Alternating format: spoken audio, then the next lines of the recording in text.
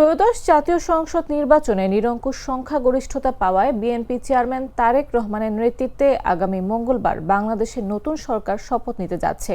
নতুন মন্ত্রিসভার শপথ অনুষ্ঠানে অংশ নিতে অন্তর্বর্তী সরকারের প্রধান উপদেষ্টা অধ্যাপক মোহাম্মদ ইউনূস চীন, ভারত, পাকিস্তান সহ ১৩ দেশের সরকার প্রধানকে আমন্ত্রণ জানিয়েছেন বলে জানা গেছে। প্রথমবারের মতো নতুন মন্ত্রিসভার সদস্যদের শপথ হবে জাতীয় সংসদ ভবনের দক্ষিণ প্লাজায়।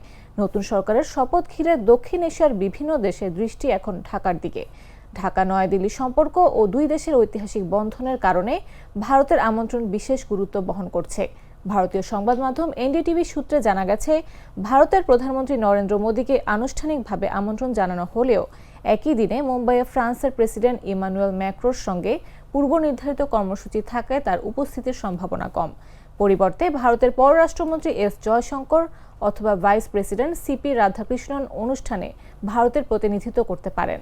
কূটনৈতিক বিশ্লেষকরা বলছেন, বিএনপি নেতৃত্বাধীন নতুন সরকারের শপথ অনুষ্ঠানে ভারতের অংশগ্রহণ দুই দেশের সম্পর্কের ভবিষ্যৎ দিক নির্দেশনার গুরুত্বপূর্ণ বার্তা দেবে। অতীতে বিএনপি সরকারের সঙ্গে নয়াদিল্লির সম্পর্ক কিছুটা জটিল থাকলেও সাম্প্রতিক সময়ে বিএনপি নেতারা আঞ্চলিক সহযোগিতা, বাণিজ্য, যোগাযোগ ও স্থিতিশীলতার ওপর জোর দিয়েছেন।